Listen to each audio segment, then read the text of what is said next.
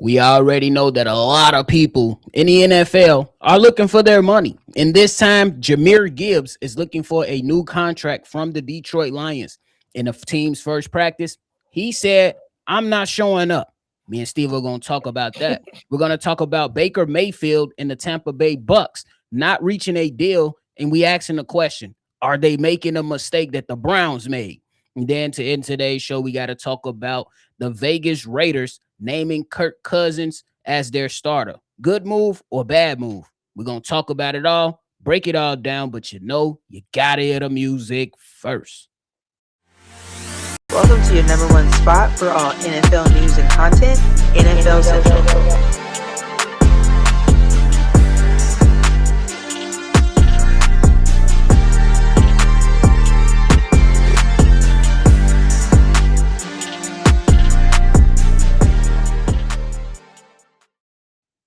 What's going on, football fans, and welcome back into another episode of NFL Central, your number one spot for everything NFL. I'm your host here, Bobby, joined by Steve-O.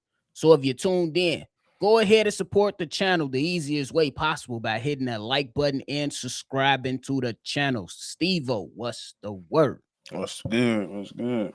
Hey, man, we hearing from a number of sources around and covering the NFL. Some Detroit Lion beat writers and plenty more are reporting that Jahmyr Gibbs did not show up to the Lions practice as he's awaiting a new contract for the team. Now, for context, Saquon Barkley is the highest paid running back in the NFL at $20 million a year. I'm not saying Jahmyr Gibbs is better than Saquon, but he's making $4 million, so we can definitely understand where Jahmyr Gibbs is coming from. But what's your takeaway from this situation, Steve-O? I mean, it's nothing different that we don't see each and every year when it comes to a position where they feel like they're getting paid, especially at a position that, quite frankly, over the last 2-3 years has its resurgence thanks to people like Saquon, Bijan, and etc. These running backs are getting paid now, and quite frankly, he was a top back coming out here doing his thing with. We already know the dynamic duo Sonic and Knuckles, and they was making waves in the NFC. And quite frankly, especially now with him, I really understand it now because it's like, yeah, now I'm finna take majority of the hits. I'm finna be the bell cow. I'm finna be taking majority of the reps. So I definitely should be getting considered and being paid. My only thing is I just think this might be a mid-season issue. Maybe later on, maybe they get it done, not just right now. Because like I said, like we've been talking about, like you said before coming on air, we've been talking about Detroit Lions for quite a bit. And the reason is because they got quite a few holes they got to fix, especially on that defensive side of the ball. So I think their mindset is focused on other avenues to put their money towards. And to his point, yeah, he should be wanting to get paid. But like I said, I just don't think they're considering him as the number one priority as of right now. I agree with most of that, but I do think that their actions told him that it's time to get paid. And this is what I mean by saying that the Detroit Lions actions signaled to Jahmyr Gibbs that he deserves to get paid. Last year, we watched the games. You started to take reps away from David Montgomery. And where is David Montgomery now? Not in Detroit.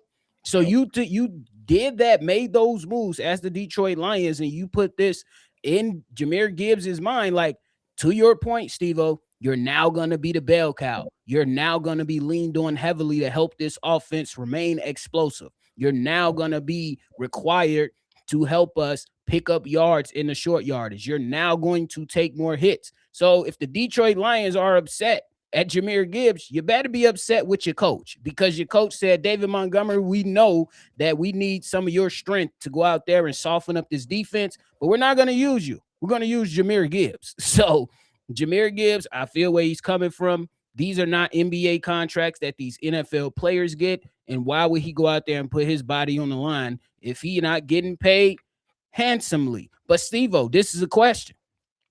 Devon Achane got paid $16 million this offseason per year. Do you think Jahmyr Gibbs should be on the line of that, or should he be looking just for hell no? He tried to reset the market. You say he trying to reset the market? Yeah. He trying to, man. Ooh. He trying to get paid. He want 80 a year. He want 80 to 89 a year. He want to get at least 40 to 50 guaranteed. Because that's what the top running backs getting. That's what Saquon is getting. And quite frankly, he is up there with Saquon when it comes to stats. So I understand that, but like that's why my whole purpose of business come first, because the team come first. Yeah. They didn't know that their cornerback was gonna go out here and be Pooh Shiesty. They didn't know their safety was gonna blow his Achilles and etc. So like I get it. Like, yeah, he should have every right to go get paid and get paid what he's worth. But like I said, I just don't think it's gonna be right now. Now I think we will get to the point where Detroit will spend that money on him because it's well deserved. But I think they're gonna try and go see if they can shore up this defense. And if they can't, then they'll probably just pay him. Yeah, I think that, man, they need to figure some things out because you already got Sewell making big time money, Golf making big time money. I believe they paid St. Brown last year, and then they're gonna have some tough decisions coming up on JMO, I believe, if I remember correct. Yep. So you got to get paid next year. Yeah, so it's gonna be a lot of decisions that this team is gonna have to make, and that's the nature of football. Sometimes you got to make sure that you pick and choose your cornerstone pieces correctly, because if you make a mistake, you will be hurting your team tremendously. For the long run. We definitely look at what the Washington Commanders did last offseason and going out there and just spending money. And at the time, at the signings, those signings looked like they was really good for the team. But then now in hindsight, you look at it and be like, damn, y'all did go out there and sign some older guys and kind of overpaid for some stuff. But Steve-O, to the last point, him wanting to reset the market, I'm not against him wanting to do that, because look what just happened over the last 24 hours. The defensive tackles have reset the market, bro.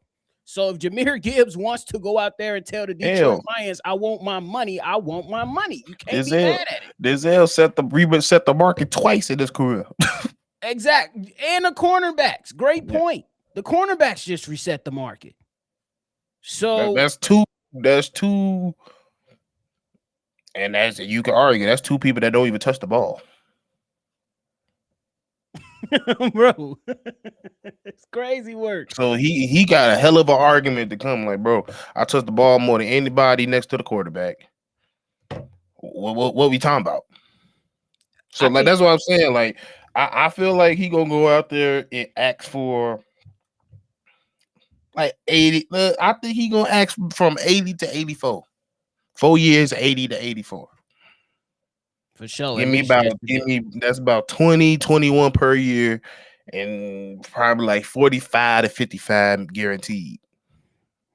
Honestly, I think it might need to happen, Steve-O. And this is the last point that I'm gonna make before we move on. I think that I believe it's gonna become a point in the NFL to where the wide receivers market gets a little bit stagnant in favor of the running backs. We just had a running back win the Super Bowl MVP. We just seen a running back in Saquon Barkley lead a team. We just watched the Chicago Bears running backs lead the team. So I know a lot of teams want to do running back by committee, but at the end of the day, if you got one of those ones, you got one of those ones. And I think it might be some changes coming down the pike with the running back market, bro. I've told you, history repeats itself. And it's going back to run heavy, play defense. That's what wins Super Bowls. And quite frankly, even in the pass heavy system, if you look at every Super Bowl game outside of those Chiefs ones, it's been heavy defense, heavy run game. I agree with that too. And you look at the emphasis of the 12-man personnel, the 13-man personnel. That's being infused back into the NFL after we seen all this high caliber wide receiver play, which was great to see. Are we missing the T bully ball now? Are we missing the T formation? That's it. That's all on the real. That I formation is coming back. On my mom. On the real. But hey, let us know how y'all feeling about that topic below. Now, Steve-O, we're going to move on and talk about Baker Mayfield. He gave the Tampa Bay Bucs a deadline of, we're going to talk about this contract until training camp start. Once it start, I don't want to talk no more. How you feel about the Tampa Bay Buccaneers not reaching a deal with Baker Mayfield before the follow-up question? I don't know. I think it's a little stupid because the reason I'm saying it's a little stupid is because it's not like he's going to go out there and reset the market at the quarterback position. It ain't like he's going to act there and just blow the whole cap to hell. He going to get he want to get paid. He want to get paid what he worth, but he's not going. I don't think he's delusional enough to be like, I'm worth Josh Allen money. Just pay me respectable and let's go out here and run this shit back. Let me see what I could do with it. But it's also this ain't the first time of him betting on himself. Hell, he bet on himself getting here. Mm-hmm. Getting the 2-year contract, $100 million that he just got was betting on himself. So I can see him betting on himself again. But from the team aspect, y'all in a situation where y'all kind of mid. Y'all in the mid turmoil, and because of the division y'all in, y'all not necessarily gonna be bad enough to get a top pick. And to be quite frank with you, I don't really necessarily believe that much in all the quarterbacks that's coming out this year. So I feel like Baker's the best you're gonna get anyway in the next few years. So I think you should just go on here, tie him up, get him like a reasonable 3-year contract. And then rock out and just build the team around him because he's proven to show you if he's healthy and you surround him with some talent, he can make some things shake. For sure. I agree with you. And I think that the Tampa Bay Buccaneers, they got to be smart about this. And I agree with you. He's not a quarterback that you're going to go out there and say reset the market. You know what I'm saying? At $64 million, that'll reset the market after Patrick Mahomes redid his deal. But he's currently being paid $33 million. Steve-O, it's 2 quarterbacks that's getting paid more than him, and I'm like, ain't no way. That's Deshaun Watson and Daniel Jones at 46. I was just about to say, this Daniel Jones, one of them, and $44 million respectively. Plop him right above Deshaun Watson and give him $47 million a year, and I think that'd be a good deal. I don't think he'll say no either. But don't make this mistake, Steve-O, and this is what I mean. Look at the Cleveland Browns. I understand that the year that he had a down year, he had the shoulder stuff, and he played through the injury for you guys. And then y'all let him go. And then y'all couldn't do shit. And y'all still trying to figure it out. Give the man a 3-year contract, and then if you want to move on after the contract, at least during this next offseason that's coming up, draft a quarterback so he can sit. Yep. And then once the contract is over, you tell Baker to get the hell out, and you good. Do you think the Tampa Bay Buccaneers will be making a mistake to just let him go? Hell yeah. Because like I said, one, not even what I said, who is available outside of him? They just released Trevor Siemian on the market. Hey, what you gonna go trade for fucking Jacoby Brissett? Like I said, or what you gonna wait for that motherfucker out of Texas Tech to come out of college? Like, what you gonna do? Oh, the real. Like, it's just no real options. Like, Baker is your best option, unless you just want to completely squander your season and your next few years. Because, like I said, you're in a division where you can sneak around and do anything because of the division you're in. Right. So, yeah, you kind of always want to have a serviceable to good quarterback in that type of division. For real, bro. The Panthers went to the playoffs with 8 wins last year, Steve-O. That's my point. 8 wins last year.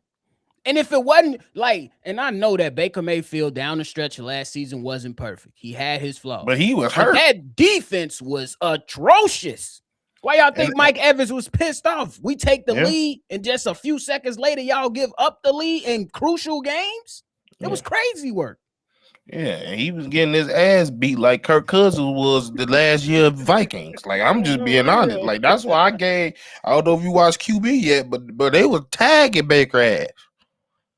So, like, dealing with a shoulder injury, dealing with both shoulders, he fucked up both shoulders throughout the season. like he was dealing with constant injuries. So like they was a couple games away from making a play. They was a game away. If I Literally. forgot what it was, if somebody lost, they would have won. They would have went to the playoffs. Yeah. So they was a game away. They won their game. They just needed somebody to lose. For sure. So yeah, that's my thing. If he was healthy, hell, he was in MVP conversations before he got hurt. He started off the season hot, smoking. But a couple injuries here, a couple injuries there. Y'all just don't make it. I don't feel like that's enough to not pay somebody. I'm real. Y'all better hell, you together. See Indiana, and basically you'll be doing the same thing Indiana just did. Yep. The Colts. Yep. Just screwing up.